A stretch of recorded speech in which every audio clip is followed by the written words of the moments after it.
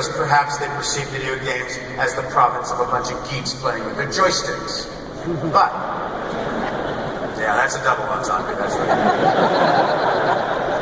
But, I have a different opinion. I believe video games are going to be a big part of transforming the entertainment business. And here's all the data I needed to make my decision. Call of Duty Modern Warfare grossed over $1 billion in 16 days. It took the film Avatar 19 days to reach that mark.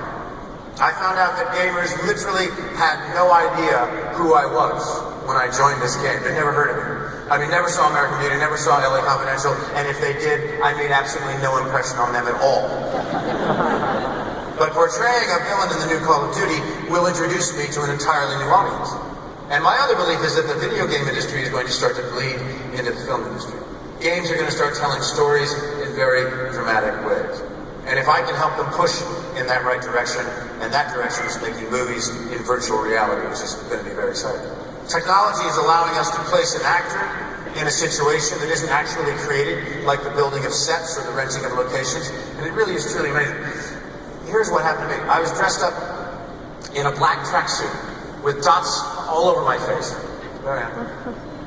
I got a helmet on that has a camera right on me.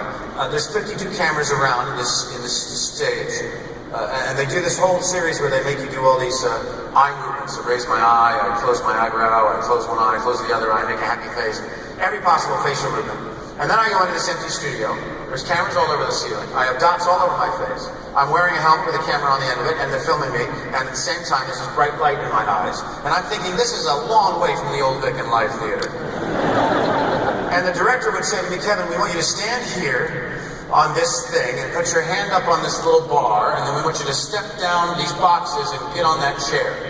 And then I'd look over at the screen, and it shows me standing on a helicopter with my hand on the top of the roof of the helicopter, and when I take that step down, I get into a Jeep and it drives away.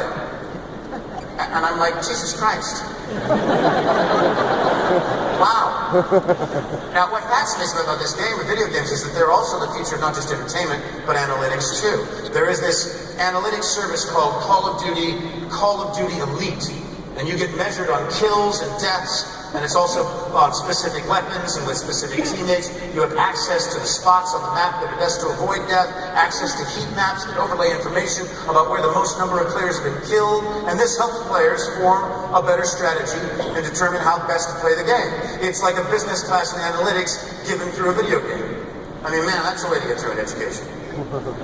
And this is really an incredibly exciting time where all this creativity is coming, merging at the same time. Technology is disrupting all of these media formats. This intersection of these two things is happening at the same time. And I think it means that there's going to be all kinds of new things that we could not imagine over the next decade. So there you have it. My take on how we use big data and analytics to transform entire industries. How I took risks to chart my own course, and how the future of big data is in the hands of the companies and the people who are willing to evolve. And as someone who has spent more than 30 years in an industry where technology is constantly evolving, where audiences are always demanding more, let me conclude with one last piece of advice. Place your bet on those who never settle. Place your bet on those who are not afraid to shake off the cobwebs and try something new. Place your bet on those who try to anticipate what their audiences want before they even realize it. It's like Steve Jobs. Why did he continually cite Henry Ford as an inspiration? Because Henry Ford anticipated that people didn't even know they needed and wanted a car until he invented one. And we certainly didn't know we needed and wanted all that Apple has brought us into our lives until Steve Jobs put it in our hands and in our pockets and now on our wrists. And if you already fit that description, then I tip my hat to you. We should all aspire to be that innovative. We need to be a step ahead of our audiences, to surprise them, to take them to new boundaries and take them to new places. Because if there's one thing that overlaps between business and art, it's that in the end, it's the risk takers and those who seize this moment that are rewarded. And I'll leave you with the words of a mutual friend who shares our ambitious look on life. He once said to a complicated journalist he was involved with, treading water is the same as drowning for people like you and me. So as Frank Underwood might say, don't just keep your head above the water. Go ahead, try to walk on it. Thank you very much.